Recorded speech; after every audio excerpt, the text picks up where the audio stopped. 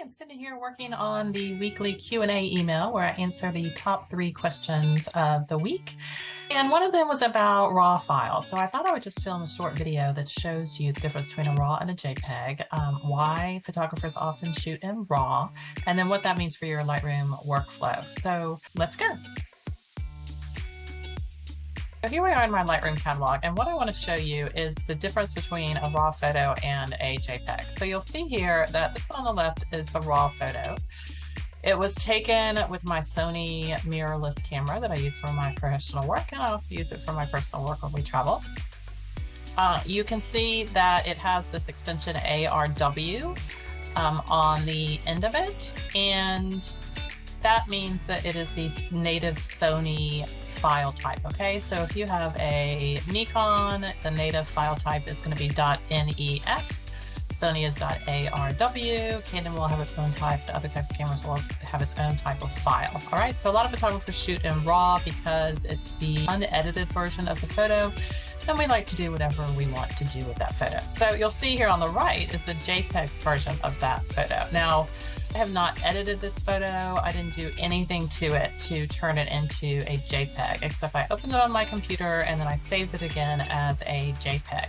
What happens is that there are basically settings for a JPEG that are applied to the RAW photo and turns it into a JPEG. And the same thing happens when you take JPEG photos with your camera. If you have a big camera like a DSLR or a Sony or a mirrorless camera, basically, when you take the photo, and if you're taking in JPEG, which is a file type that you would choose inside your camera, the camera itself applies JPEG edits to the file, and it will give you that file so that it's slightly edited. So you can see there's kind of a big difference between this file and the JPEG, right? It's brighter. Colors are generally the same, but mostly you'll see that it's been made brighter. You lost some of the shimmer over here on the right.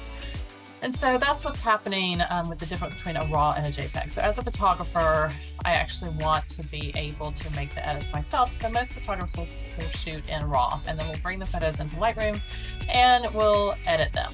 Now, most cameras can also shoot in RAW if you want to, and you'll have more control over the photo in terms of editing. But most of us actually would prefer to shoot in JPEG so that our photos are ready to use. Because if you shoot in RAW, a lot of computers can open the RAW files. Lightroom can, of course, import them.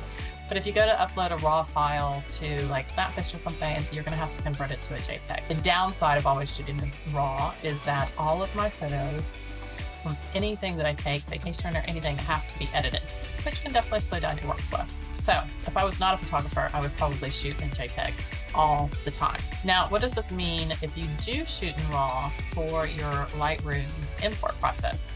Basically, what that means is when you go to import, you have a little option here that says copy as DNG. Now, if you copy as DNG, that just means that if you have RAW files, it is going to convert the RAW file to a standard RAW file format called DNG. All right, but a lot of people ask me what that copy as DNG is, and that is for if you're working with RAW files and you want to make them a standard file type.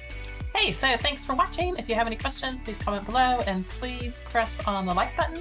That helps you see more of my videos and to get my channel shown to more people. So I appreciate it. See you soon. Bye.